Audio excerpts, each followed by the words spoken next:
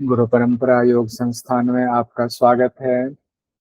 Paper 2 unit 1 में जो हम लोगों को पढ़ना है उसमें हम लोगों ने महाकाव्यों का परिचय के बाद रामायण और महाभारत का शांति पर्व, रामायण का अरण्य कांड, उसको जो महत्वपूर्ण था वो देख लिया था।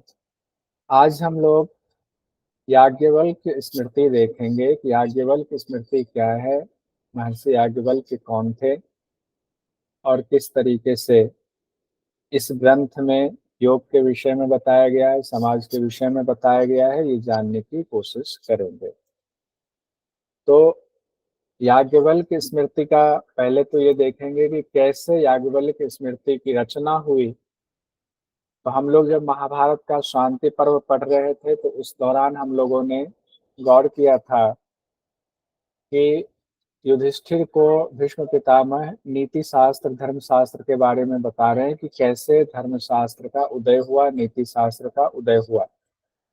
उन्होंने बताया कि सतयुग के समय किसी शास्त्र की, किसी चीज की जरूरत नहीं थी, कोई नियम बंधन की जरूरत नहीं थी, क्योंकि सब लोग सात्विक प्रवृत्ति के थे, किसी से किसी को कोई खतरा नहीं था।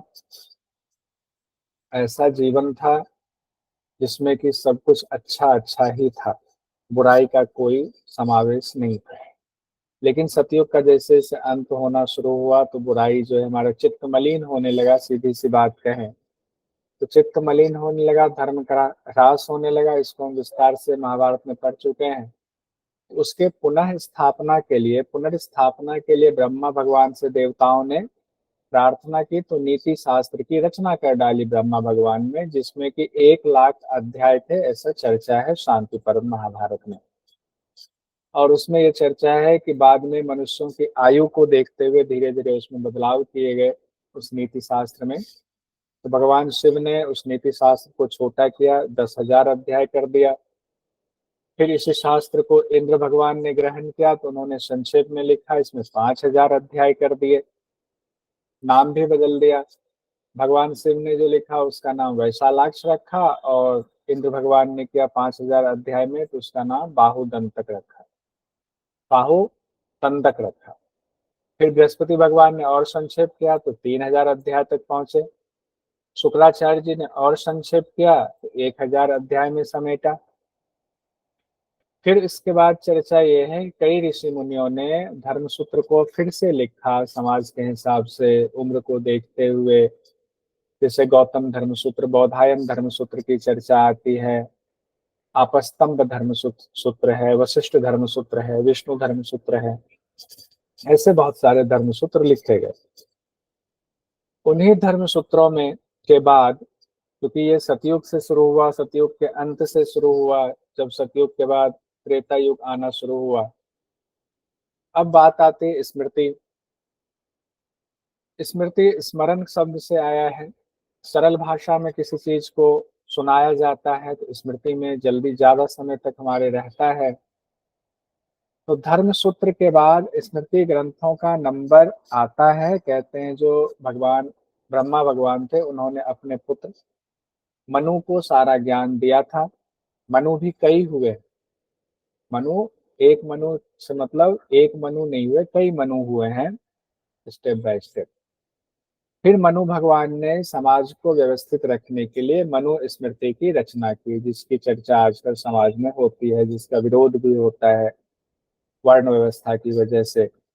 वही मनु स्मृति है। तो वो ब्रह्मा भगवान ने ज्ञान दिया था और उस ब्रह्मा भगवान ने नीति शास्त्र लिखा। उन्होंने अपने पुत्र को ज्ञान दिया और उनके पुत्र मनु ने समाज को व्यवस्थित रखने के लिए नियम कानूनों की एक ग्रंथ रचना की, जिसको मनुस्मृति कहा गया। अब मनुस्मृति में क्या था, जो धार्मिक आचार व्यवहार है कि किसको कैसे जीवन जीना चाहिए, एक दूसरे से लड़ाई झगड़ा ना हो, किसी ने गलती की उसको क्या सजा होना चाहिए, कोई खुद से गलती मान ले तो उसके लिए क्या प्रायश्चित का विधान है, ये सारी चर्चा धर्मशास्त्र में थी। उसी को स्मृति में उस समय के, तात्कालिक समय के हिसाब से लिखा गया। चूंकि राजतंत्र था, राजा का शासन था, तो राजा के बारे में भी चर्चा थी। न्याय कहाँ से मिलेगा, राजा के हिसाब से मिलेगा। तो राजा कैसा हो, उसके मंत्री कैसे हो, मंत्री का व्यवहार कैसा हो, उसकी नियुक्ति कैसे हो, किन बातों का ध्यान दे, ये सारी बातें धर्मशास्त्र में था, उसी को स्मृति शास्त्र में लिखा गया। तो स्मृति शास्त्र में सारे धार्मिक विधि विधान, न्याय दंड, कैसे दंड दिया जाए, वो सारी बातें थी। और स्मृति भी कई उपलब्ध हैं, जिसमें से प्रमुख स्मृति के बारे में हम लोग देखते हैं, जिसमें नारद स्मृति है, पराशर स्मृति, महाभारत काल में पराशर स्मृति है, हारित स्मृति है, और 18 स्मृतियों को और अलग से संकलित करके कहा जाता है, इसको कहा जाता है अष्टादश स्मृति। उस अष्टादश स्मृति में मनुस्मृति और याज्ञवल्क्य की स्मृति की गिनती होती है। उसके अलावे अंगिरा स्मृति भी है, शनैश्चर स्मृति है,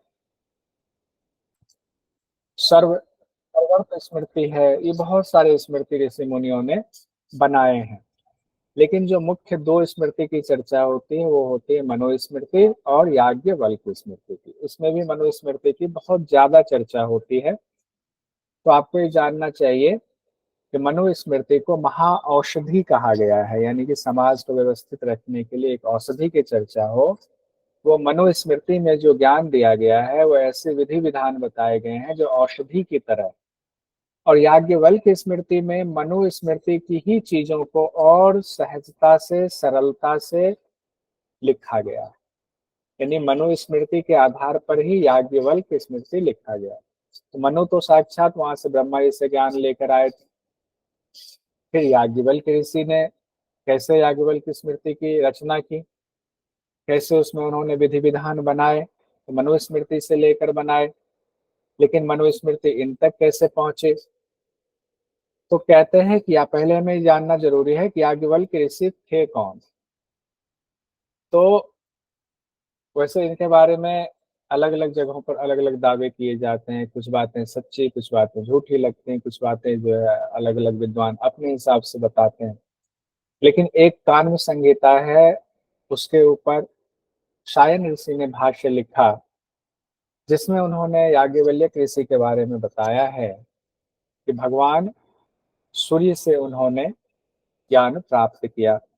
और हम लोग पहले पढ़ा हुआ है कि वैशंपायन जी इनके गुरु थे, और वैशंपायन जी से किसी बात पर विवाद हुआ था, जिसके बाद वैशंपायन जी ने कहा हमारी दी हुई सारे ज्ञान को तुम लौटा दो। तो याज्ञवल्क्य ऋषि ने, अब चूंकि वो आ, इस तरह से थे, किसी बेइज्जती को बर्दाश्त नहीं करते थे, तो याज्ञवल्क्य ऋषि, अभिमानी तो आप नहीं कह सकते, कई जगहों पर अभिमानी शब्द कहा गया है।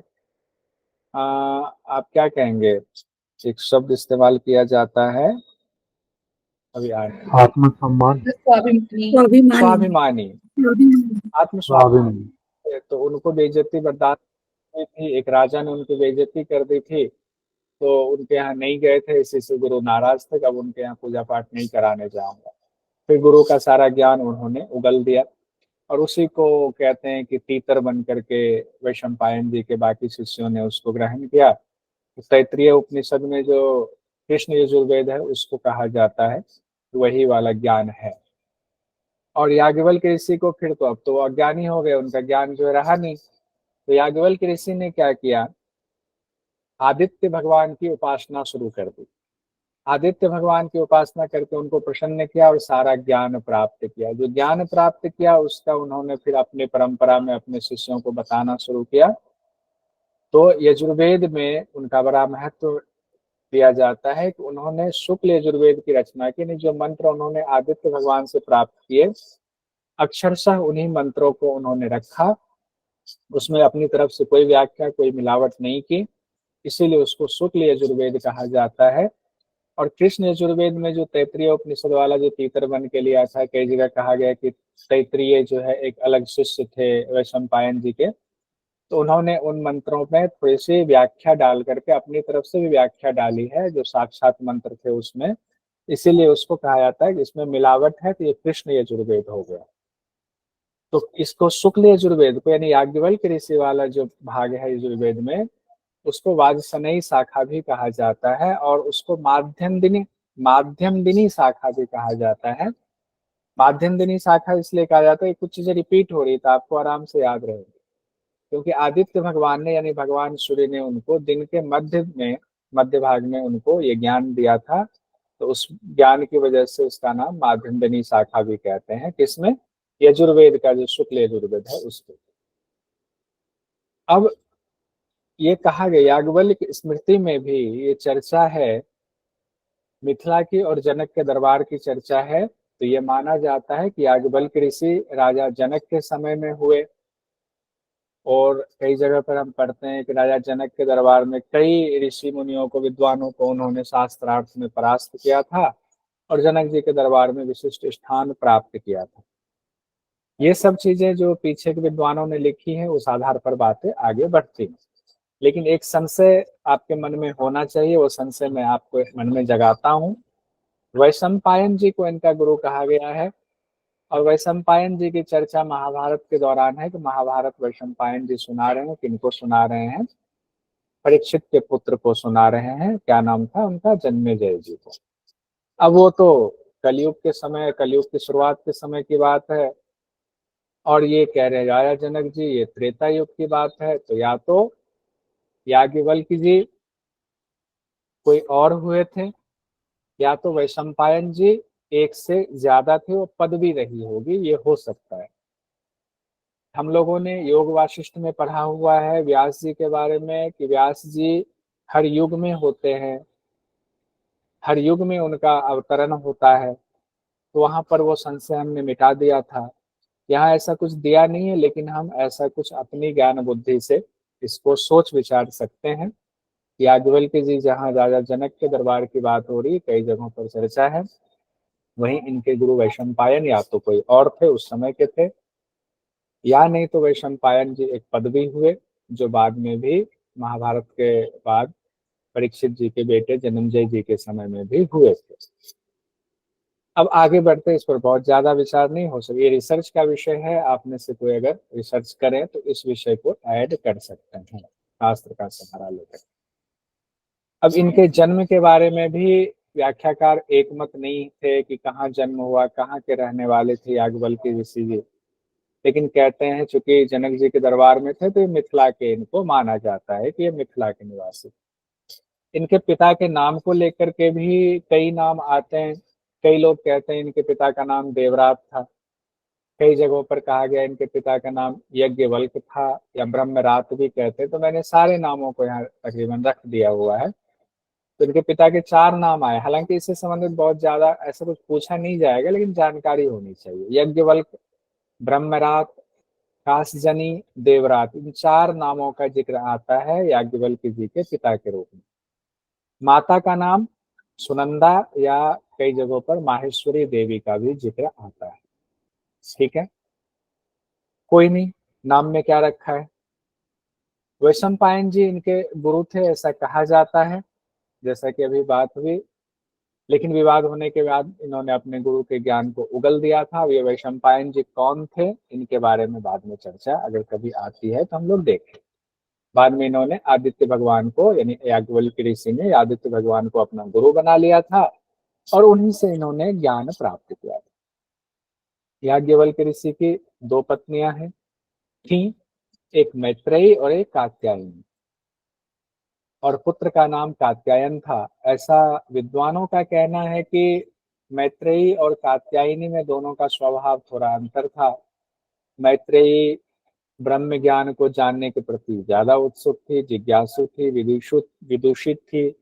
वहीं कात्यायनी थोड़ा सा सांसारिक विषयों में ज्यादा रहते थे। तो याज्ञवल्क्य ऋषि ने मैत्रेयी को, अपनी पहली पत्नी को ब्रह्म ज्ञान दिया, और दूसरी पत्नी को अपनी धन संपदा उन्होंने सौंपा था कात्यायनी। तो ऐसा कई व्याख्याकारों का मत है।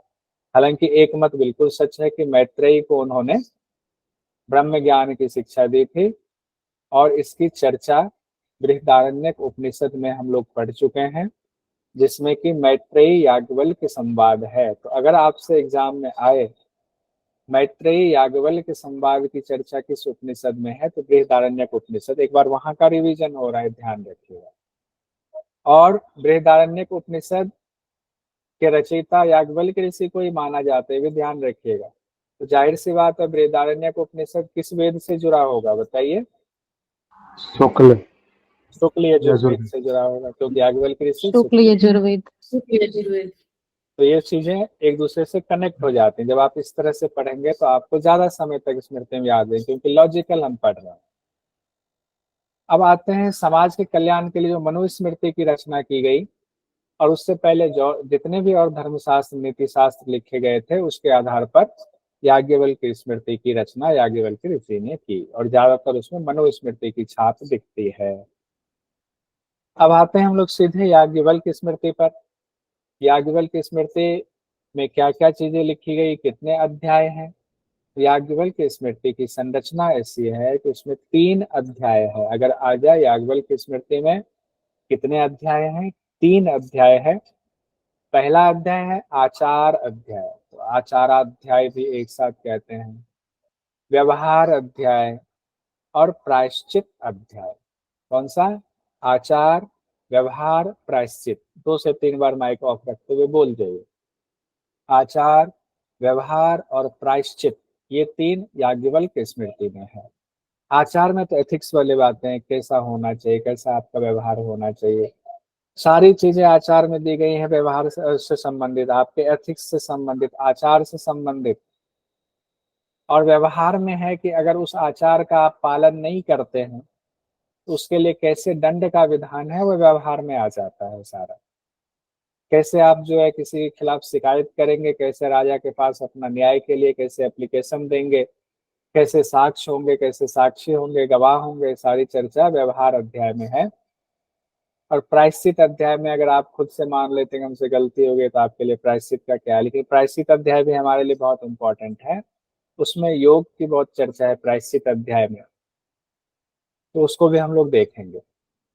अब एक आता है जो बहुत मशहूर है याज्ञवल्क्य स्मृति पर, जो एक टीका लिखी गई जिसको कहते हैं मिताक्षरी नाम से। ये विज्ञानेश्वर जी महाराज ने लिखी जो बहुत मशहूर टीका है, वह है मिताक्षरी। तो इसको याद रखिएगा। अगर मिताक्षरी टीका आ जाए कि किस ग्रंथ पे लिखी गई है, तो याज्ञवल्क्य स्मृति पर मिताक्षरी टीका लिखी गई है। रचनाकार कौन है? तो श्री विज्ञानेश्वर महाराज जी ने लिखी थी है तो क्या। अब है 3 अध्याय जो आपका है, आचार अध्याय, व्यवहार अध्याय, प्रायश्चित अध्याय।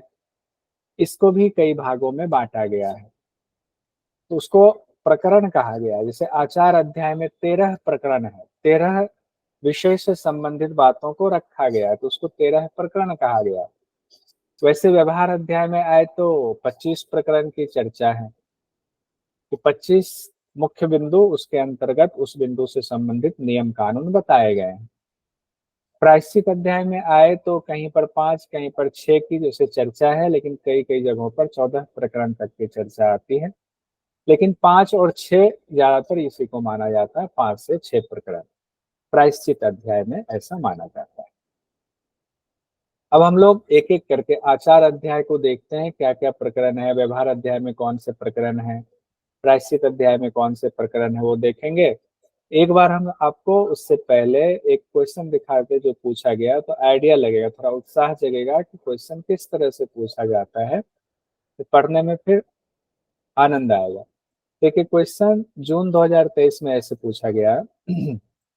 याज्ञवल्क्य स्मृति के आचार अध्याय के अंतर्गत निम्न में से कौन सा प्रकरण है?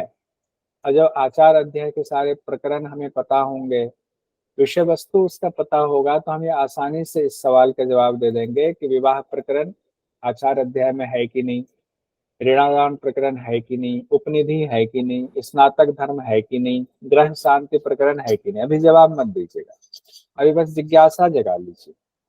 जिज्ञासा जगा करके अब आगे हम लोग इसको देखते हैं किस प्रकरण में क्या है, किस अध्याय में कितने प्रकरण हैं। अब देखिए पहला अध्याय हमारा आचार अध्याय, इसमें 13 प्रकरण है। 13 प्रकरण में क्या है? उपोद्घात, उपोद्घात प्रकरण, ब्रह्मचारी प्रकरण, विवाह प्रकरण, वर्ण जाति विवेक प्रकरण, गृहस्थ धर्म प्रकरण। देखिए सब एथिक्स से संबंधित चीजें बताई जा रही है। स्नातक धर्म प्रकरण, उस समय भी स्नातक होता था, आज भी स्नातक करते हैं ना, उस समय भी होता था, यही शब्द था। भक्ष अभक्ष प्रकरण, द्रव्य शुद्धि प्रकरण बहुत सुंदर है, दान प्रकरण, श्राद्ध प्रकरण, गणपति कल्प प्रकरण, ग्रह शांति प्रकरण, ग्रह गृह, कई लोग गृह शांति लिख देते, नहीं ग्रह शांति, वैसे ग्रह शांति से गृह शांति होती है, नवग्रह की शांति का प्रकरण।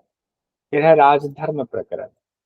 उसके बाद हम आते हैं 25 प्रकरण है हमारे दूसरे अध्याय में। ध्यान रखिएगा, पहले अध्याय आचार अध्याय में 13 प्रकरण है, ये भी याद, क्या पता कई बार पूछ ले कितने प्रकरण है, 13 प्रकरण। व्यवहार अध्याय दूसरा अध्याय है, इसमें 25 प्रकरण। कौन सा?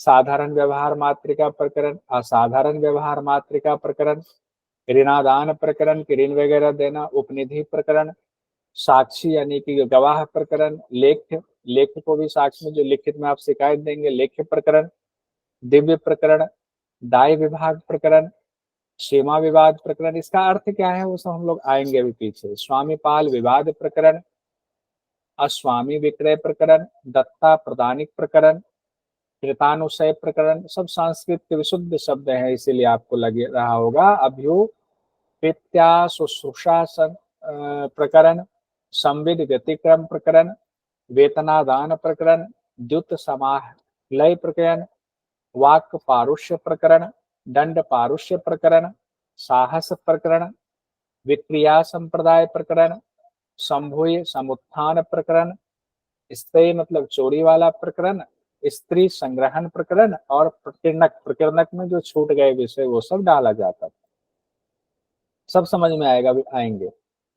उसके बाद तीसरा जो अध्याय है वो है प्रायश्चित वाला अध्याय, जिसमें शौच, आप धर्म प्रकरण, वानप्रस्थ प्रकरण, यति धर्म प्रकरण, प्रायश्चित प्रकरण, प्रकीर्ण प्रायश्चित प्रकरण कहा जाता है। तो प्रकीर्ण में फिर जो छूट गए वही, इसमें भी यति धर्म प्रकरण बड़ा महत्वपूर्ण है, वानप्रस्थ वाला बड़ा महत्वपूर्ण है। खैर, हम अब आते हैं पहला प्रकरण, उसको एक बार देखते हैं कि उसमें क्या है, ताकि एग्जाम में हमें कुछ छूटे ना। आचार प्रकरण की शुरुआत कैसे होती है, यानी कि याज्ञवल्क्य स्मृति की शुरुआत आचार अध्याय से होगी। तो आचार अध्याय की शुरुआत कैसे होगी? सर आवाज नहीं आ रही है। आवाज सबको नहीं आ रही, आप ही को नहीं आ रही कीर्ति जी? हेलो, बाकी लोगों को आ रही है कीर्ति जी, तो आ आप रही है सर, आ रही है। पहले मैसेज डाल दिया करें तो बाकी लोग आपको रिप्लाई कर देंगे, ठीक है। तो आचार प्रकरण से शुरुआत होती है याज्ञवल्क्य स्मृति की। तो उस समय पर एक ऋषि थे, सोम श्रवस ऋषि। क्या नाम था? सोम श्रवस ऋषि। तो सोम श्रवस ऋषि को के मन में जिज्ञासा थी कि नीति शास्त्र को जाने, हम जाने कि कैसे जो है राजा कार्य करता है, कैसे समाज की व्यवस्था बनी हुई है। उस व्यवस्था को जानने के लिए, और कैसे रचना हुई, कैसे ब्रह्म ने सब कुछ किया, तो सोम श्रवस ऋषि अपने कुछ साथियों के साथ याज्ञवल्क्य ऋषि से सवाल पूछते हैं। शुरुआत यहीं से होती है। तो सवाल से शुरुआत होती है किनसे? सोम श्रवस ऋषि और बाकी ऋषियों के द्वारा सवाल पूछा जाता है, जिज्ञासा जाहिर की जाती है। सवाल से तात्पर्य जिज्ञासा जाहिर की जाती है। सवाल क्या है? याज्ञवल्क्य ऋषि से पूछा जाता है, हे महाराज, ब्राह्मण आदि वर्ण, ब्रह्मचर्य आदि आश्रम, 4 वर्ण हैं, 4 आश्रम हैं, और दूसरे जो अनुलोम और प्रतिलोम जो जाति हैं उनके बारे में बताइए, संकर जातियों के बारे में बताइए, उनके धर्म के बारे में हमें कहिए। अनुलोमज प्रतिलोमज होता है, एक जाति से दूसरी जाति में शादी करने पर अनुलोमज और प्रतिलोमज की संज्ञा दी जाती है धर्मशास्त्र। ये सवाल पूछ लिया गया, उसके बाद इसका जवाब अब याज्ञवल्क्य ऋषि देंगे, किसमें? आचार अध्याय में। और फिर बाद में सवाल पूछते जाते हैं, जवाब दिए जा रहे हैं। तो हम आते हैं पहला जो हमारा प्रकरण है, किसमें? आचार अध्याय में, एथिक्स वाले में। वो पहला है हमारा उपोद्घात प्रकरण। क्या है? उपोद्घात प्रकरण। अब क्या है उपोद्घात प्रकरण? इसमें किस चीज की चर्चा है? पहला सवाल उन्होंने पूछा है वो उपोद्घात प्रकरण में ही पूछा है। ध्यान रखिए, सवाल की शुरुआत उपोद्घात प्रकरण से होती है। धर्म के लिए 14 विद्या का जिक्र बता दिया गया, याज्ञवल्क्य ऋषि ने बताया। 18 पुराण बताए हैं उसमें कि इनका ज्ञान होना चाहिए, न्याय जो हमारे न्याय और मीमांसा दर्शन वगैरह, न्याय दर्शन का ज्ञान होना चाहिए, मीमांसा दर्शन वगैरह का ज्ञान होना चाहिए, धर्मशास्त्र का ज्ञान होना चाहिए, साथ ही वेद, चारों वेद का ज्ञान होना चाहिए और वेद के जो 6 अंग बताए गए हैं उसका भी ज्ञान होना चाहिए। फिर उसके बाद कहते हैं कि धर्मशास्त्रकार जो जानने वाले हैं, प्रवर्तक हैं, उन 18 ऋषियों के नाम बताए हैं याज्ञवल्क्य ऋषि ने। उन्होंने कहा है कि धर्मशास्त्र को जिन्होंने रखा, तो नियम बनाए हैं इतने जो आप सुनने जा रहे हो मुझसे, उसमें 18 ऋषि प्रमुख हुए हैं, उसमें याज्ञवल्क्य ऋषि का भी नाम है। इसमें सारी बातें, उसके बाद वर्ण की चर्चा है, आश्रम की चर्चा है, सब चर्चा मोटा मोटा बता करके फिर आगे जो है ब्रह्मचारी प्रकरण शुरू होता है। दूसरा प्रकरण है ब्रह्मचारी। अब विषय जब आपको पता चलेगा तो नीचे जो प्रकरण आएगा तो आपको दिक्कत नहीं। ब्रह्मचारी प्रकरण में क्या है, वर्ण व्यवस्था की चर्चा है, कौन कौन से वर्ण है, तो 4 वर्ण है, चारों वर्ण की बात हो गई। और फिर उसके बाद कहा गया कि गर्भाधान आदि संस्कार होते हैं, 3 वर्ण के संस्कार बताए गए हैं, ये सभी संस्कार होते हैं, बाकियों के भी होंगे लेकिन उनमें मंत्र का उपयोग नहीं होगा।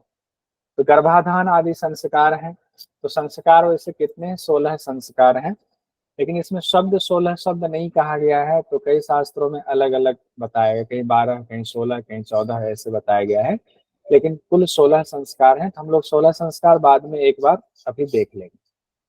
तो गर्भाधान आदि संस्कार से शुरुआत हुआ। स्त्रियों के क्या संस्कार हैं, तो स्त्रियों के बाकी संस्कार तो मंत्रों के साथ नहीं होते, लेकिन विवाह संस्कार में मंत्र की चर्चा है। उसके बाद बताए गए गुरु कैसे हो, गुरु के क्या धर्म है, शौच यानी शुद्धि के क्या नियम है। उसके बाद बताया गया कोई ब्रह्मचारी है जो वो संस्कार आदि करेगा, उपनयन संस्कार, उसके बाद ही वो गुरु के पास शिक्षा लेने जाएगा। तो संस्कार जब हम पढ़ेंगे तो उसमें सारी बात आ जाएगी। प्राणायाम का जिक्र है, प्राणायाम के दौरान सावित्री जप की विधि बताई गई है कि प्राणायाम जो है ओम भूर्भुवस्सुः वाला मंत्र, उसके साथ हमें प्राणायाम करना है, पूरा कुंभक रेचक, ये बताया गया है ब्रह्मचारी प्रकरण में। भोजन के नियम बताए गए, कैसे करना चाहिए, निषिद्ध जो कर्म नहीं करने हैं वो कौन से कर्म नहीं करने चाहिए, आचार्य जो है उनके क्या लक्षण हैं, ऋत्विक के क्या लक्षण हैं। एक चीज जान लीजिए, गुरु वो हैं जो सभी संस्कार कराते हैं और वेद का अध्ययन भी कराते हैं, उनको गुरु कहा जाता है। लेकिन जो सभी संस्कार नहीं कराते हैं, सिर्फ पढ़ाई कराते हैं, उनको आचार्य कहा गया। तो गुरु और आचार्य में ये अंतर है। उसके बाद ब्रह्मचर्य की अवधि बताई गई, कितने साल का हो, वेद अध्ययन कौन करे, कितना करे, और इसी में ही पंच महायज्ञ की चर्चा की गई है। और साथ ही ब्रह्मचारी 2 तरह के बताए गए हैं, एक तो सामान्य ब्रह्मचारी कि एक अवधि के बाद आप वापस गृहस्थ आश्रम में आएंगे, यानी गृहस्थ आश्रम में प्रवेश करेंगे, और एक नैष्ठिक ब्रह्मचारी होते हैं। नैष्ठिक मतलब कि जो ब्रह्मचारी बने जीवन पर्यंत वो ब्रह्मचारी रहेंगे, गुरु के आश्रम में ही जीवन बिता देंगे।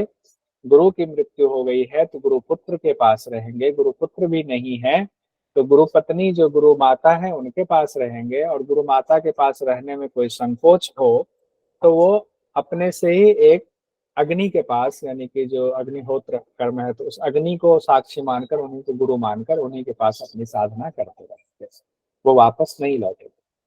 उसके बाद ही आचार प्रकरण में विवाह प्रकरण है, जिसमें कन्या के कैसे लक्षण होने चाहिए, किस घर में आप शादी करें, जिस घर में कुष्ठ वगैरह हुए हो, ऐसे रोग कोई हुए उस घर में नहीं शादी करनी चाहिए, कन्या के क्या स्वभाव होने चाहिए, कन्या के नहीं वर के भी स्वभाव बताए गए हैं, कैसा वर होना चाहिए, और कन्यादान कितने तरह का होता है, कन्यादान किसको करना चाहिए, किसको नहीं करना चाहिए, विशुद्ध विवाह कौन सा है, विवाह के 8 प्रकार बताए गए हैं, 3 विवाह को तो अच्छा माना गया है, बाकी 5 विवाह में बताया गया दोष है।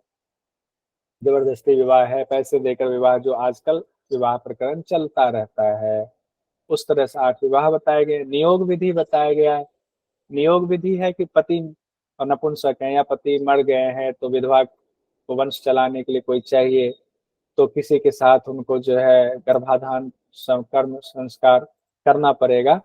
और फिर बच्चा उनका हो। जैसे कि महाभारत में भी आपने देखा हुआ है कि व्यास जी, नियोग विधि के द्वारा ही व्यास जी ने पुत्र पैदा किया था, जबकि व्यास जी की शादी नहीं हुई थी। आप लोग इसको जानते होंगे। नियोग विधि पर बात बीच बीच में रोक लगाई जाती रही है, इससे वर्ण व्यवस्था खराब होती है। अब वर्ण जाति विवेक प्रकरण है, जिसमें सजातीय पुत्र की चर्चा है, और इसी में अनुलोम प्रतिलोम विवाह से उत्पन्न पुत्र को क्या कहा जाता है, उसके नाम बताए गए हैं। तो सजातीय पुत्र तो यही हो गया, एक वर्ण से में सेम वर्ण में शादी हुई तो उससे पुत्र सजातीय पुत्र हो गए।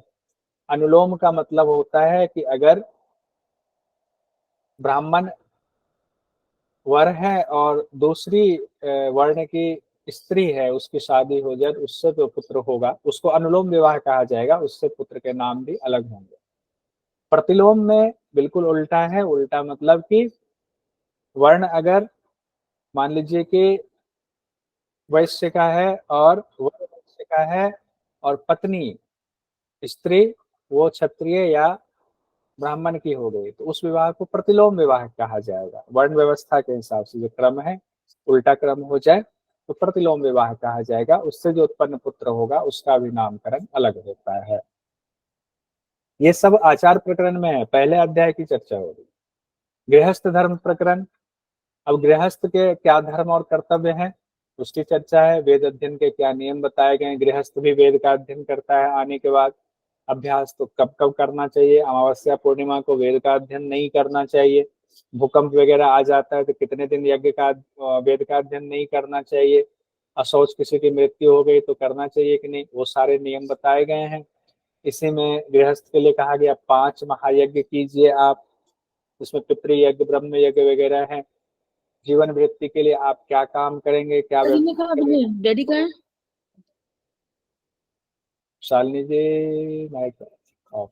स्नातक धर्म प्रकरण, स्नातक मतलब ग्रेजुएट हो गए आप, आज के कहते हैं स्नातक ग्रेजुएट हो गए। उस समय कहा जाता था गुरु के पास आपकी शिक्षा पूरी हो गई, अब आप गुरु के पास से वहां से दीक्षांत समारोह आपका होगा, आप गुरु दक्षिणा देंगे, गुरु आपको स्नातक की उपाधि दे करके गृहस्थ आश्रम में प्रवेश करने की अनुमति देंगे, वहां ज्ञान देंगे। ऐत्रेय उपनिषद में हम लोगों ने पढ़ा हुआ था नियम, इसका स्नातक धर्म के नियम बताए गए थे, कैसे जीवन व्यतीत करना है। उसके बाद भक्ष अभक्ष, भक्ष अभक्ष, कितना संस्कृत शब्द ऐसा है कि आपको लग रहा होगा पता नहीं क्या है। भक्ष मतलब किसको खाना चाहिए, अभक्ष मतलब क्या नहीं खाना चाहिए। तो किसको खाना चाहिए किसको नहीं खाना चाहिए इसका पूरा विधान बताया गया। मांस आदि खाने की चर्चा है, लेकिन किन परिस्थितियों में है वो भी बताया गया। साथ में ये भी बताया गया मांस नहीं खाने पर उत्तम फल की प्राप्ति होती है। तो सारा विधि विधान भक्ष प्रकरण में है, या आचार प्रकरण चल रहा है। उसका द्रव्य शुद्धि, देखिए आपके घर में हमारे घर में पात्र होते हैं ना, तांबे के पात्र हैं, सोने के हैं, चांदी के हैं, पीतल के हैं, जो भी हैं, भगवान के इस्तेमाल के लिए भी पात्र हैं। तो उनकी सफाई कैसी होनी चाहिए, गर्म पानी से होनी चाहिए, ठंडे पानी से होनी चाहिए, किस पात्र की, तेल वाला कोई बर्तन है उसकी सफाई कैसे, पूरा विधि विधान बताया गया। अम्ल से हो, नींबू से हो, कैसे हो, कितना बढ़िया एकदम एक एक चीज बताया गया। और इसी का लगता है हमारे घरों में आज भी हमारी माँ दादी ये लोग इस्तेमाल करती हैं, वहीं से जान करके ये पूरा संस्कार में आता जाता है। उसका दान प्रकरण है कि दान किसको देना चाहिए, कितना देना चाहिए, कौन पात्र है कौन अपात्र है। कहा गया जो ब्राह्मण गरीब हो लेकिन अगर उसके पास विद्या नहीं है, उसने विद्या अध्ययन नहीं किया, धर्म को नहीं मानने वाला का पात्र है, ऐसे ब्राह्मण को दान ना दे। गोदान का बड़ा महत्व बताया गया कि गोदान से बड़ा दान कोई नहीं। उसके बाद श्राद्ध प्रकरण है आचार अध्याय में ही, कि पितरों के श्राद्ध की पूरी विधि विधान बताई गई है। गणपति कल्प है कि विघ्न की शांति के लिए गणपति की उपासना का तरीका बताया गया गणपति कल्प में। उसका ग्रह शांति प्रकरण है कि नवग्रह आपका बिगड़ जाए, ज्योतिष कहते हैं कि आपके फलाने ग्रह जो है अशांत हो गया है, सभी 9 ग्रह की कैसे पूजा की जाए, कौन से ग्रह का क्या रंग होता है, वैसे किसकी कैसे मूर्ति बनाई जाए, मूर्ति बना करके कौन कौन से मंत्र से उनका पूजन किया जाए, वो पूरी विधि ग्रह शांति प्रकरण में है। उसके बाद राजधर्म प्रकरण है, यहाँ से राजा का धर्म क्या है, किसे वो मंत्री बनाए, किसको पुरोहित बनाए, राजा को सुबह कितने बजे उठना चाहिए, उठ करके पहले क्या करना चाहिए, घोड़े का निरीक्षण करना चाहिए, अपने मंत्री से मिलकर के दिन भर के क्रियाकलाप की चर्चा हो, जासूस से मिलना चाहिए, सारा विधि विधान राजधर्म प्रकरण में है। और दंड के दौरान उनका व्यवहार कैसा हो ताकि दंड अच्छे से मतलब निष्पक्ष दंड दे पाए, राजधर्म प्रकरण में। यहाँ से राजा से शुरुआत हुई और जैसे अगला अध्याय शुरू होगा वो अध्याय शुरू हो जाएगा आपका व्यवहार प्रकरण। तो यहाँ जो क्वेश्चन पर हम आए थे वो देख लिया। अब इसका आंसर आप आराम से दे सकते हैं। याज्ञवल्क्य स्मृति के आचार अध्याय के अंतर्गत निम्न में से कौन सा प्रकरण है? विवाह प्रकरण, ऋणादान प्रकरण, उपनिधि प्रकरण, स्नातक धर्म प्रकरण, ग्रह शांति प्रकरण। तो बताइए कौन से हैं? ग्रह शांति प्रकरण। विवाह प्रकरण है सर विवाह प्रकरण है सर। ऋणादान उपनिधि उपनिधि नहीं नहीं है, नहीं है। स्नातक धर्म है, स्नातक धर्म है, है, ग्रह ग्रह शांति है। शांति है। ए और ई, ADE। तो ए और ई ये हो गया ना। अब देखिए ये ऐसा है ना कि आपको आइडिया लग जाएगा, हाँ अच्छा ये चीजें तो दिक्कत आती है। ए डी और ई आंसर हुआ। अब दूसरा है हमारा व्यवहार अध्याय। ये दूसरा अध्याय, इसमें 25 प्रकरण है, बहुत लंबा तगड़ा है ये अध्याय, क्योंकि इसमें व्यवहार में जो गलती आपसे हुई है, आपने किसी को धोखा दे दिया तो आपको दंड मिलेगा, उसका पूरा विधि विधान। लेकिन आप शिकायत करेंगे तब दंड मिलेगा, बिना शिकायत के कैसे दंड मिलेगा आपको? तो शुरुआत ही होती है शिकायत से कि साधारण व्यवहार मातृका प्रकरण इसको कहा जाता है। इसमें कहा गया है कोई व्यक्ति अगर स्मृति यानी जो ग्रंथ है उसके विरुद्ध आचरण करता है, किसी को पीड़ित करता है, किसी को चोरी कर लेता है, किसी को नुकसान पहुंचाता है, कपड़े फाड़ देता है, घर जला देता है, तो वो पीड़ित व्यक्ति राजा को आवेदन देगा। आवेदन में लिखने का तरीका भी बताया गया, आवेदन के दौरान कौन कौन उपस्थित हो ये भी बताया गया है। और आवेदन की जो चर्चा है वो पूरा साधारण व्यवहार मातृका प्रकरण में है, और फिर राजा उस हिसाब से उस व्यक्ति के साथ न्याय करेगा। दूसरा है असाधारण व्यवहार मातृका प्रकरण। कुछ विशेष विषय यानी केस के बारे में बताया गया कि असाधारण ये विषय इसमें आएंगे कि किसी ने अभियोग को छिपा लिया तो दंड दिया जाएगा, हमने कोई शिकायत की तो हमें ये कहना पड़ेगा हमारे पास प्रमाण क्या है, तो कहते हैं 3 प्रमाण का जिक्र है कि 3 प्रमाण है आपके पास। कोई लिखित प्रमाण है, भुक्ति प्रमाण कहते हैं कोई कब्जा वाला प्रमाण है कि आपने किसी को जमीन पैसे दिए, जमीन के बदले जमीन पर कब्जा है आपका, कोई साक्षी है, गवाह है क्या। 3 प्रमाण कहा गया है। कोई वस्तु कोई खो गई, किसी ने चुरा लिया, कैसे उसका न्याय होगा। अब ऋणादान प्रकरण है, ये दूसरा व्यवहार अध्याय में हम लोग हैं कि ऋण आपने किसी को लिया, किसी से लिया या किसी को दिया, तो उसकी पूरी व्यवस्था बनी हुई थी ऋण लेने और ऋण देने का। सभी वर्ण के लिए अलग अलग ब्याज की दर निर्धारित की गई थी, या है उस पुस्तक में कि ब्राह्मण कम ब्याज देगा, क्षत्रिय उससे ज्यादा ब्याज देगा, वैश्य उससे ज्यादा ब्याज देगा, और जो शूद्र हैं वो उससे ज्यादा ब्याज देंगे। ब्याज नहीं देने पर क्या किया जाए इसकी व्यवस्था की गई। अब ऐसा क्यों था कि सभी वर्ण के लिए अलग अलग ब्याज व्यवस्था थी? ये व्यवस्था आज भी है। आपको कई जगहों पर कई बैंक आपको जो है 10 बार ब्याज के लिए फोन करते हैं कि ब्याज ले लो, पैसे ले लो कार पर। कई लोग मांगने भी जाते हैं तो भी नहीं मिलता है, होता है ना। लगता है जो मांगने आ रहे हैं इनके पास देंगे तो इनका जो क्रेडिट सही नहीं है तो पैसा खो जाएगा। अगर उनको देते हैं तो बहुत ब्याज लगा करके देते हैं, इतने परसेंट पर देंगे। अगर आपकी क्रेडिट सही है, बैंक में क्रेडिट स्कोर भी आजकल जारी किया जाता है, तो उसमें कहते हैं जिनका क्रेडिट स्कोर अच्छा है उनको ब्याज अच्छा मिल जाता है, और उनको जो है वो ब्याज भी कम देना पड़ता है। ब्याज कहते हैं लोन अच्छा मिल जाता है, ऋण ब्याज भी कम देना पड़ता है। बहरहाल अब आते हैं उपनिधि प्रकरण। ये है व्यवहार प्रकरण में, व्यवहार अध्याय में ही, कि किसी के पास कोई चीज आपने रख दिया और आकर ले जाएंगे, यानी गिरवी रख दिया किसी के पास, कि अभी गिरवी रखते हैं पुंडलिक जी के पास में हम कोई चीज और बाद में आकर के हम ले जाएंगे, तो उपनिधि प्रकरण में उसकी पूरी विधि विधान बताई गई है। कोई चुरा ले, किसी का सामान टूट गया या नहीं आए लेने तो क्या विधान है। उसके बाद है साक्षी प्रमाण प्रकरण, कि गवाह कैसा होना चाहिए, उसके गुण क्या हैं, क्या दोष हैं। साक्षी को देख करके पता लगा लेते थे पहले के राजा की ये झूठ बोल रहा है तो सही, इसमें पूरा बताया गया है। गला सूखने लग जाए अगर वो आंखें मिला के बात नहीं कर रहे हैं, तो माना जाएगा कि ये गलत जो है बयानबाजी करने वाले हैं। तो ये सब विधान इसमें बताया गया है। लेख्य प्रकरण, राजा अपने सामने साक्षी गवाही देने वाले से क्या लिखवाए, इसका विवरण पूरा दिया हुआ लेख्य प्रकरण में। उसके बाद है दिव्य प्रकरण, कि मान लीजिए प्रमाण कोई नहीं है हमारे पास में, तो कैसे करेंगे? तो कहते हैं तराजू से तौल कर किया जाता था। तो तराजू से तौलने के बाद उसमें जल अग्नि विष साक्षी के रूप में लिया जाता था, प्रण लिया जाता था। कहते हैं मैं आजकल कहते हैं कि मैं गीता की शपथ लेता हूँ, तो उस समय साक्षी के रूप में जल अग्नि विष आदि को साक्षी के रूप में लिया जाता था। फिर तराजू से तौला जाता था, उसका पूरा विधि विधान बताया गया है। दाय विभाग में कहा गया है कि माता पिता की जो संपत्ति है उसमें किसका कितना अधिकार है, बेटा या बेटी का उत्तराधिकारी कितना है, उसकी चर्चा है। सीमा विवाद है, गांव शहर राज्य की सीमा को लेकर विवाद हो जाए, दो व्यक्तियों की जमीन को लेकर विवाद हो जाए, उसकी सीमा को लेकर के, तो किस प्रकार से उसका निपटारा होगा, उसकी चर्चा है।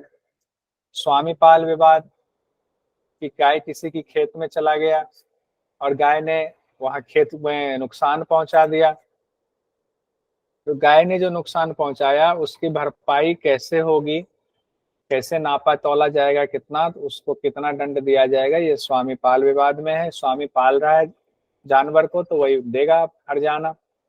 अस्वामी विक्रय प्रकरण, मैं किसी दूसरे गांव में गया हुआ हूँ और मेरे गांव में जो मेरा घर था उसको किसी ने बेच दिया। अब फिर जैसे मैं गांव आया हूँ तो मेरा धन मुझे नहीं मिला, तो विवाद हो गया, मैं पहुंच गया थाने। तो पहले राजा के पास पहुंचा जाता था, एक ये पुंडलिक जी ने लिखा हुआ है। तो फिर वो राजा जो है अब निपटारा करेंगे कि कैसे जो है इसका हिसाब किया जाए। अब है दत्ता प्रदानिक विवाद प्रकरण, दत्ता प्रदानिक प्रकरण, यानी कि गिरवी के रूप में कोई चीज रख दी है और वापस नहीं कर रहा है, तो वापस कैसे दिलाना है। वो कह रहा है जी हमें इतने पैसे दिए तो पैसे दो तो तुम्हारा सामान वापस करेंगे, नहीं दोगे तो नहीं करेंगे। वो सब चर्चा दत्ता प्रदानिक में है। कृतानुशय प्रकरण, कहते हैं सोना चांदी पीतल आदि धातुओं को जब रखा जाता है, किसी को दिया जाता है, तो उसकी पहचान होती थी, परीक्षा की जाती थी उसकी। कंबल सूती कपड़े का वजन किया जाता था बेचने से पहले। द्रव्य के नाश हो गया, द्रव्य को किसी को रखने दिया नाश हो गया, तो उसका क्या विधान था, वो सब कृतानुशय प्रकरण में है। उसके बाद कहा गया अभ्युत्पेत्या शुश्रूषा प्रकरण, यानी दासता से मुक्ति के लिए किसी का किसी को कोई आदमी को भी गिरवी रख दिया जाता था। पहले अपने स्त्री बच्चे को लोग गिरवी रख देते थे, दास बना लेते थे, तो उसकी क्या व्यवस्था है, ये इसकी चर्चा इसमें है। संवित व्यतिक्रम की चर्चा, दूसरे के संपत्ति पर कोई अतिक्रमण कर लेता है, उसका कैसे निपटारा होना चाहिए। वेतन नौकरी पेशा लोग हम लोग हैं अगर, तो किसी को नौकरी पर रख दिया तो नौकर के साथ कैसा बर्ताव होना चाहिए, कितना वेतन देना चाहिए, कितने घंटे का, पूरा विधि विधान है। और कोई ऐसा है जिसने पैसा एडवांस ले लिया, कह रहा काम नहीं करेंगे, तो डबल उसको वापस करना होता था कि पैसा एडवांस लेके काम करने से मना कर दिया, तो जितना लिया उसका डबल देना पड़ेगा कर्मचारी को, मालिक को। अब द्युत समाह लय प्रकरण, यानी जुआ खेलने वाले जो कहते हैं द्युत कीड़ा, उसके अड्डे होते थे और उस पर राजा का एक कर्मचारी होता था, उसको सभी कहा जाता था, और वो वहाँ नियम निर्धारित करता था, कोई जुआ खेल रहा है तो जुए का उसका जो है उसको टैक्स देना पड़ेगा, तो कौन कैसे हारा कैसे जीता, ये नियम भी देखने का काम राजा के कर्मचारी का होता था। वाक पारुष्य प्रकरण है, ये सब व्यवहार प्रकरण में हम लोग पढ़ रहे हैं कि किसी का झगड़ा हो गया, झगड़ा भी कैसा, वाणी के द्वारा किसी ने किसी को गाली दे दी, भयंकर कुछ बोल दिया, तीव्र आक्रोश दिखा दिया, तो उसमें कैसे दंड दिया जाए। उसके बाद है दंड पारुष्य, यानी कि किसी ने किसी का पहले तो वाणी से झगड़ा हुआ, अब वस्त्र फाड़ दिया, उठा पटक हो गया, घर तोड़ दिया, ठीक है, अब पशुओं को मार दिया किसी के, तो उसका विधि विधान का पूरी चर्चा दंड पारुष्य में है। साहस में है, किसी ने जबरदस्ती कोई काम कर दिया तो उसको कितना दंड दिया जाए, मतलब है तो वही चीजें, उसी का स्तर, उसी की डेंसिटी बढ़ती जा रही है, तो उसमें तीव्रता बढ़ती जा रही है, तो उसको अलग अलग प्रकरण में रखा गया है, यानी कि बहुत व्यवस्थित तरीके से। विक्रिया संप्रदाय प्रकरण, कुछ वस्तु बेचकर पैसा लेने के बावजूद उस वस्तु को ना देना, कि बेच दिया हमने अपनी गाय को, पैसा ले लिया, वस्तु नहीं देने देने जा रहे हैं। संप्रदान मतलब सौंपना, उनको उनका कब्जा नहीं दे रहे हैं, तो उसको लेकर के नियम कानून विक्रिय संप्रदाय में है। संभूय समुत्थान प्रकरण है, पूरा परिवार मिलकर कोई चीजें कमा रहे हैं, अच्छे से धन संपत्ति अर्जित कर रहे हैं, तो उसमें बेटा बाप पुत्र सब है, किसका कितना हिस्सा होगा उसकी चर्चा इस प्रकरण में। उसके बाद है स्तय प्रकरण, मतलब चोरी, किसी ने चोरी कर ली, किसी की कोई सामान चोरी हो गया, तो उसका क्या विधि विधान है उसकी चर्चा है।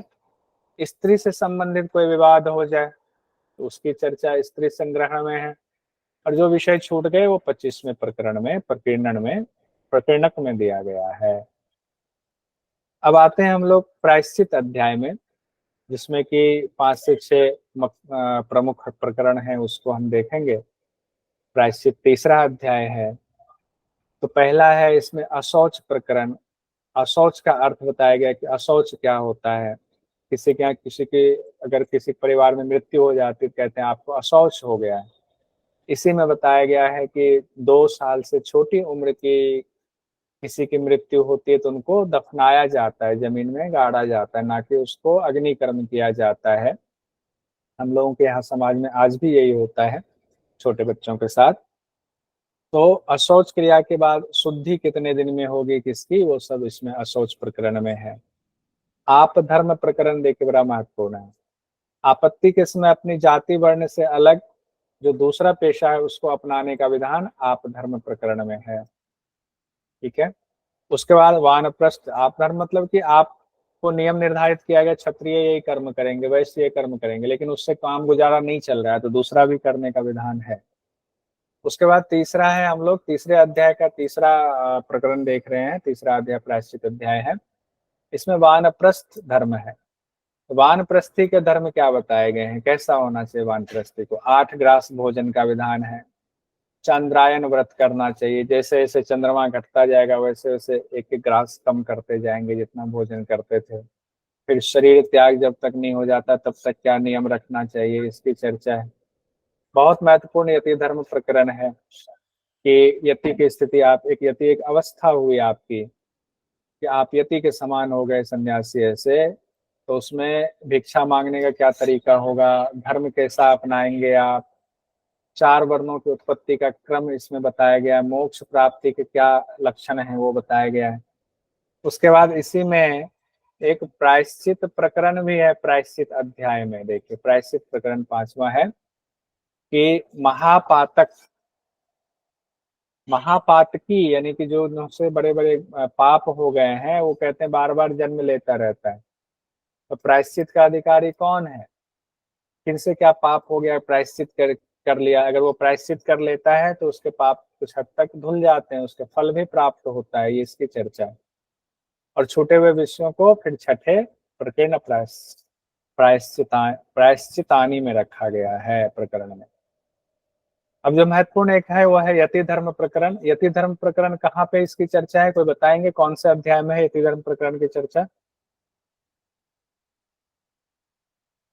देखिए यति धर्म प्रकरण ये है ना, तीसरे अध्याय में क्या है, प्रायश्चित अध्याय। प्रायश्चित अध्याय में यति धर्म प्रकरण, इसको ब्रैकेट में लिख देता हूँ, तीसरे अध्याय में है।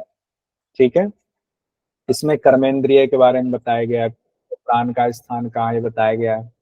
आत्मदर्शन के लिए ध्यान की विधि बताई गई। आचार वाले में तो प्राणायाम तक ही था, इसमें ध्यान की पूरी विधि बताई गई है तीसरे अध्याय में।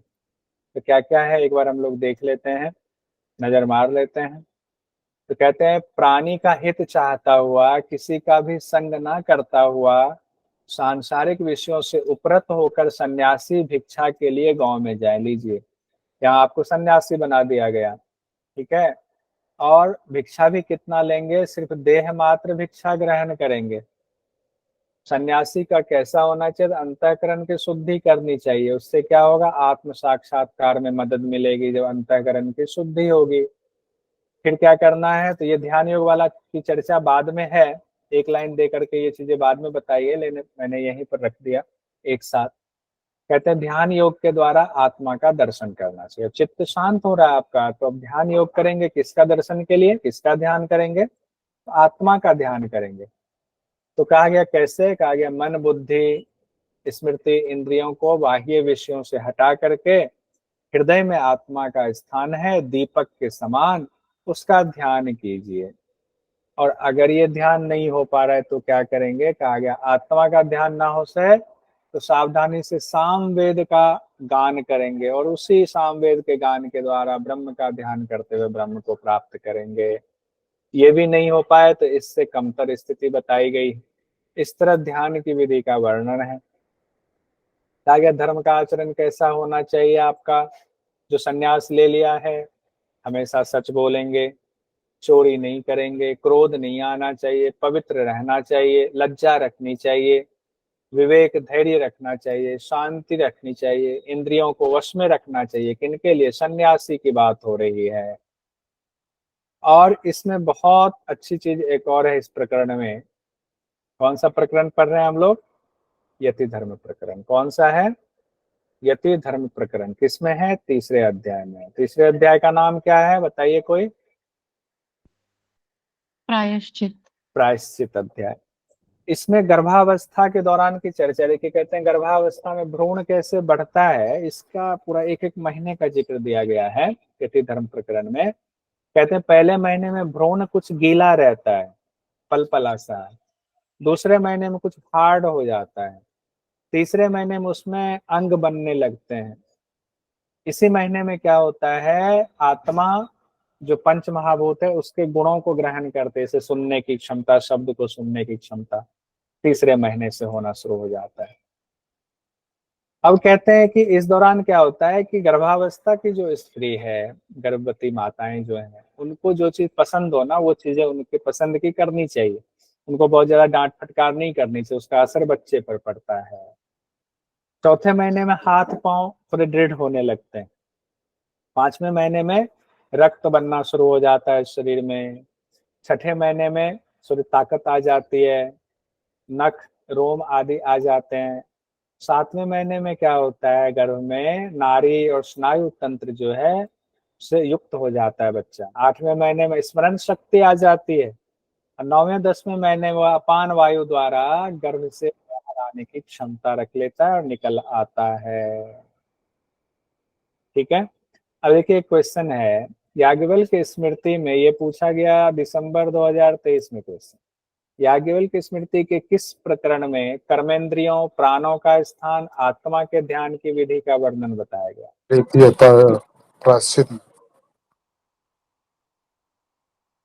ब्रह्मचारी प्रकरण, स्नातक धर्म प्रकरण, दिव्य प्रकरण, यति धर्म प्रकरण। यति धर्म। यति धर्म और यति धर्म प्रकरण किस अध्याय में है, तीसरे अध्याय में है और उस अध्याय का नाम है प्रायश्चित अध्याय। देखिए इस तरह से क्वेश्चन आता है। ठीक है, तो अब आपको दिक्कत नहीं होगी, मोटा मोटा जो है हम लोग जान चुके हैं तो दिक्कत नहीं होगी। हम लोग धर्म के 10 लक्षण देख लेते हैं। अब जो इसमें चीजें हम लोगों ने तीनों अध्याय में क्या क्या विषय वो तो देख लिया।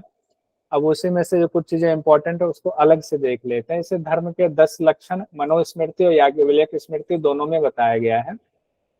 तो क्या कहा गया, धृति क्षमा दमो स्तेयम शौच इंद्रिय निग्रह धीर विद्या सत्यम क्रोधो दशकम धर्म लक्षणम। यानी कि धृति क्षमा दम अस्तेय शौच इंद्रिय निग्रह धी विद्या सत्य अक्रोध, ये धर्म के 10 लक्षण है। धृति का मतलब होता है धैर्य, कोई काम शुरू किया तो कितना भी कष्ट आ जाए, बाधा आ जाए, धैर्य रखना है। क्षमा मतलब कि हर परिस्थिति में क्षमा करने की क्षमता हो। सुख दुख हर्ष विषाद मान अपमान को अमृत की तरह स्वीकार कर लेना। दम मतलब मन पर नियंत्रण, मन जो है इंद्रियों का स्वामी है, तो मन पर नियंत्रण को दम कहा गया है। अस्तय किसी भी रूप में किसी की वस्तु का चोरी ना करना अस्तय है। शौच बाह्य और आंतरिक शुद्धि शौच के अंतर्गत है। इंद्रिय निग्रह इंद्रियों को अच्छी चीजों में, अनुचित विषयों से हटाकर, गलत विषयों से हटाकर जब उचित विषयों में लगाते हैं तो इंद्रिय निग्रह कहा जाता है। धी मतलब होता है बुद्धिमान, धी को बुद्धि कहा जाता है। तो ऐसी बुद्धि जो हमें कर्तव्य अकर्तव्य का बोध कराती है कि ये सही है गलत है, उसको धी कहा जाता है। और विद्या ज्ञान उपलब्धि का साधन विद्या है। विद्या कहाँ से प्राप्त होती है? आश्रय क्या है? गुरु आश्रय है। सत्य, हमेशा सत्य वचन बोलना चाहिए, झूठ का सहारा नहीं लेना चाहिए। अक्रोध क्या है? क्रोध को आप शत्रु मानिए, अभिशाप मानिए और उससे दूर रहिए, यही अक्रोध है। अब मैंने कहा था 16 संस्कार, थोड़ा सा समय रजनी सर लूंगा, बस कंप्लीट ही हो जाएगा।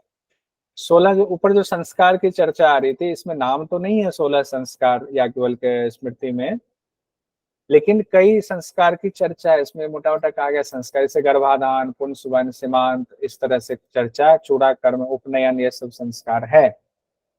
वेदारंभ की भी चर्चा है। तो कहते हैं 16 संस्कार कुल कितने होते हैं वो देख लेते हैं एक तरह से, ताकि आपको पता हो।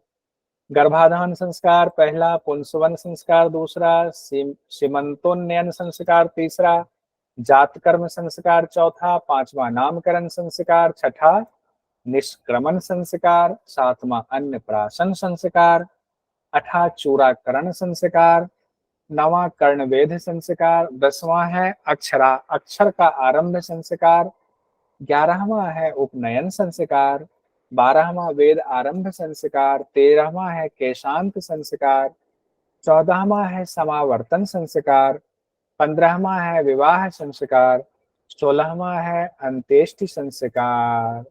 यानी गर्भ से लेकर अंत्येष्टि तक के जो संस्कार हैं 16 संस्कार में, एक एक लाइन में देख लेते हैं। गर्भाधान संस्कार का कहा गया है कि ऋतुकाल के दौरान कब जो है संसर्ग करे एक स्त्री और पुरुष, उस समय की चर्चा गर्भाधान संस्कार में आता है, उसकी विधि विधान बताई गई है वो गर्भाधान संस्कार में। गर्भाधान संस्कार हो गया तो पुंसवन संस्कार होता है कि गर्भ के दौरान शिशु के पुष्ट होने के लिए प्रार्थना की जाती है भगवान विष्णु से, और देवताओं का भी आह्वान किया जाता है। किन्हीं को होता है हमारे पुत्र की ही प्राप्ति हो, तो पुंसवन संस्कार के दौरान कहते हैं हमें पुत्र की ही प्राप्ति हो, ये जब गर्भ में बालक है उसी दौरान की चर्चा है। अब है सीमंतोन्नयन संस्कार।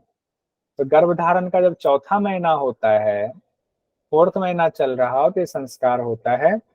इसमें पति पत्नी को खूब सजाया संवारा जाता है, उनके लिए मनोरंजन की व्यवस्था होती है, खास करके गर्भिणी माता के लिए मनोरंजन की व्यवस्था होती है, ताकि वो खुश रहे तो बच्चा भी प्रसन्न रहेगा, वो भी स्वस्थ रहेगा। तो इसको सीमंतोन्नयन संस्कार कहा गया है।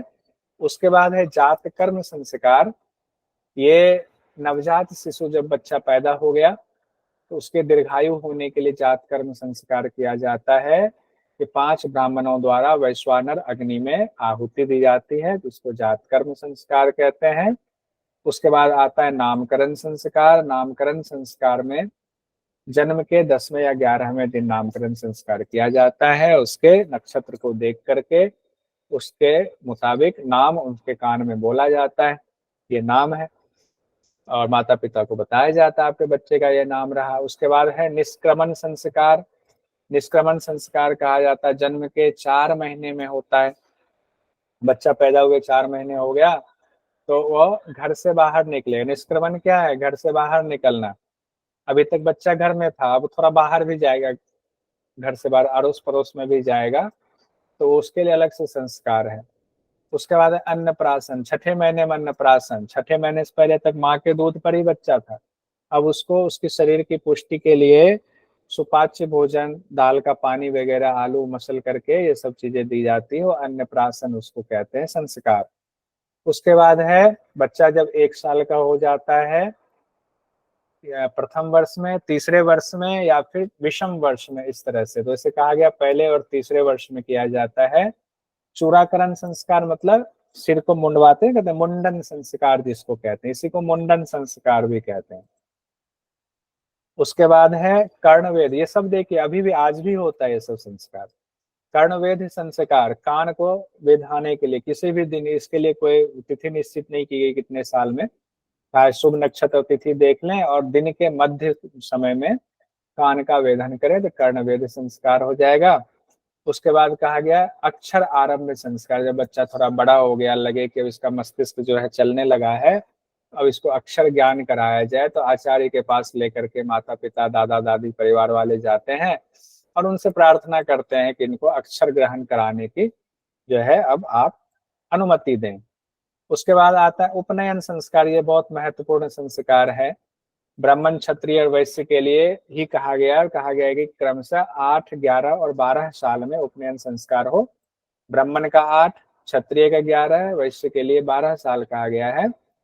यहाँ उनका दूसरा जन्म माना जाता है, द्विज कहा जाता है। यहाँ से द्विज हो जाता है वो बालक, और फिर उपनयन के बाद जो है वो चला जाता है गुरु के पास सानिध्य में शिक्षा ग्रहण करने के लिए। अब देखिए जो 8, 11, 12 है ना, इसमें और विधान है। इसमें उम्र कम भी रख सकते हैं, लेकिन उसके लिए किन परिस्थितियों में उम्र कम रखी जाएगी वो भी, उसकी भी चर्चा शास्त्र में की गई है। वेदारंभ, उपनयन के बाद उसका दूसरा जन्म हुआ। अब वो वेद का अध्ययन के लिए गुरु के सानिध्य में जाएगा। गुरु उनकी क्षमता के हिसाब से उनके वर्ण को देख करके उनको पढ़ाएंगे, उनकी शिक्षा देंगे। उसके बाद आता है केशांत। 16 साल की उम्र में जो ब्रह्मचारी गुरु के आश्रम में है, दाढ़ी मूछे जब उनकी आनी शुरू हो गई, अभी तक तो दाढ़ी मूछ आई नहीं थी, तो सब जो है अब केस वेस दाढ़ी मूछ आई तो केस के साथ भी उसका मुंडन करा दिया। चूड़ाकर्म मतलब मुंडन, इसलिए कहते हैं ब्रह्मचारी लोग मुंडन किए हुए रहते हैं, टीका लगाए हुए। उसके बाद है समावर्तन। समावर्तन मतलब दीक्षांत समारोह। अब उनका ब्रह्मचारी वाला कार्य अब समाप्त होने वाला है, गुरुकुल में पढ़ाई पूरी हो गई है, घर लौटना है, गृहस्थ आश्रम में जाना है, तो एक समारोह होता है। उनके माता पिता को बुलाया जाता था, आस पड़ोस के लोग जमा होते थे। तो आजकल दीक्षांत समारोह करते हैं, तो उस समय तक समावर्तन समारोह होता था और उस छात्र को स्नातक की पदवी दी जाती थी। देखिए स्नातक तो वो कहलाया जाता था, स्नातक है ये, और स्नातक जो है आचार्य की अनुमति से फिर गृहस्थ आश्रम में प्रवेश करता था। गुरु दक्षिणा का विधान था, गुरु दक्षिणा दिया जाता था और फिर वो वापस आते थे। वापस गृहस्थ में आएंगे तो क्या होगा, फिर विवाह करना पड़ेगा, उचित कन्या को देख करके उनका विवाह कराया जाएगा।